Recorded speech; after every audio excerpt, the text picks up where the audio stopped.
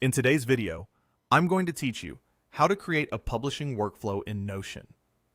If you've ever felt juggling ideas, drafts, and deadlines across multiple tools gets messy, this walkthrough will help you centralize everything in one clear, visual system. We'll start by creating a new database in your Notion workspace that serves as the home base for your publishing pipeline. A database lets you store each piece of content as its own page, so you can track progress from idea to publication without losing context along the way.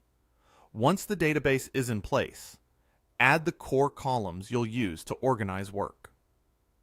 Create a content title column for the working headline, an author column to assign ownership, a status column to track progress, a deadline column to manage timing, and a platform column to note where it will be published. It helps to set the right property types here: text for titles, person or text for authors, a select or multi-select for platform, a date for deadlines, and a select for status. Keep platform and status options short and consistent, so filtering and sorting stay simple.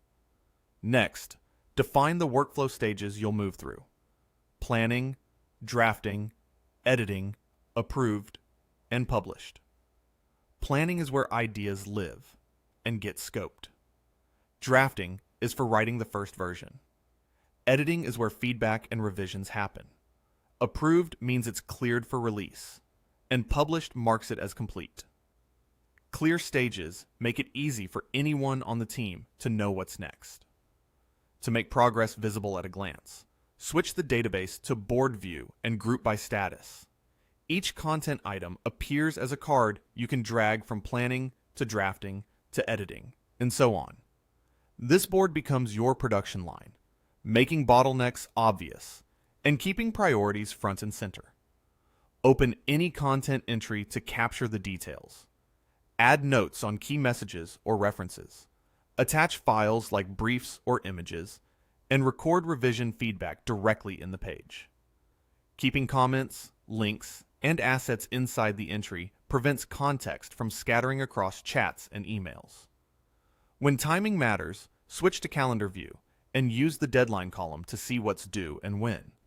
This lets you spot heavy weeks, balance workload, and adjust dates as needed, so you maintain a steady publishing rhythm instead of last-minute scrambles. Finally, review and update the workflow regularly.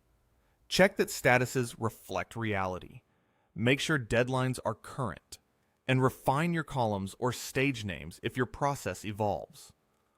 A few minutes of upkeep each week keeps your content production organized, transparent, and efficient.